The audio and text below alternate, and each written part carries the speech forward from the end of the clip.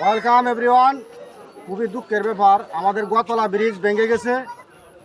গত রাত্রে 3টার দিকে ভেঙে গেছে, বালুর টাক সহ এই যে নাইমে পড়ছে। একবারে ব্রিজ ভাঙ্গা চুরিয়া বিনাশ হয়ে গেছে। দেখেন পরিস্থিতিটা দেখেন। আর আমি একটু ভিতরে ঢুকতেছি, আমরা আমার সাথে থাকতে পারবো। মানুষের কোনো ক্ষয়ক্ষতি হয় না ইনশাল্লাহ। দোকান যাবো নাকি? পরিস্থিতি বিরাট ভয়াবহ। এটা ওটারও কোনো ভালো লাগে মানুষের দেওয়া হবে এটা। এটা ধরা আছে দেখি।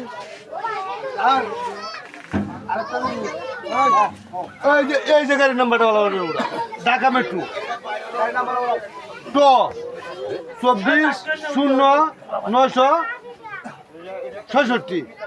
এই গাড়িটা উল্টা পড়ছে। এই গাড়িটা উল্টে এই দুর্ঘটনাটা ঘটেছে আজকে। ভোর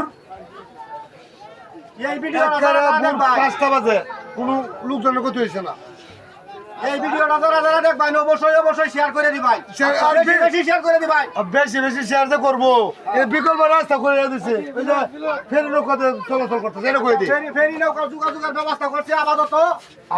যারা লোকাল মানুষ আছেন, জনগণ আছেন, সাধারণ জনগণ আছেন, তারা কিন্তু কংস নদীর উপর দিয়ে নৌকার ব্যবস্থা করা হয়েছে। তারা নৌকা দিয়ে পার হতে পারবেন ইনশাল্লাহ।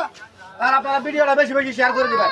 আর এই নৌকাটা কোথায়, এই নৌকাটা কোথায় তো মানুষ মারতেছে, আমার ক্যামেরাম্যান আমার সাথে আসো। ওই যে হ্যাঁ পরিস্থিতি একটা বেশি ভালো না, যাইতেও পারি না। আসেন। হ্যাঁ এদিকে এই যে ফেরি সারেন আছে,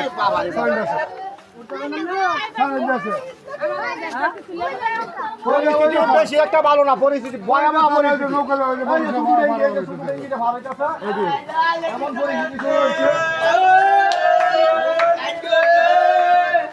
শান্ত হন, আমরা শান্ত হন।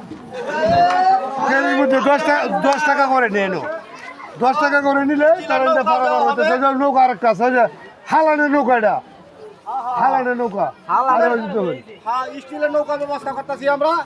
এই কিছুক্ষণ পরে স্টিলের নৌকা আসবো। তো সাধারণ জনগণের কোনো ভোগান্তি হবে না ইনশাল্লাহ। তো সকলে ভালো থাকবেন। আর এটা কাজটার জন্য যাতে তাড়াতাড়ি দ্রুত গতিতে কাজ করা লাগে। আমি বাংলাদেশ সরকারের কাছে দৃষ্টি আকর্ষণ করতেছি যে এই বিষয়টা যাতে অন্য কোনো বিষয়ে যদি জরুরি কোনো কাজ থাকে এটা ভালো হতে হলে আমাদের কতটা ব্রিজটা আগে একটা যে কোনো একটা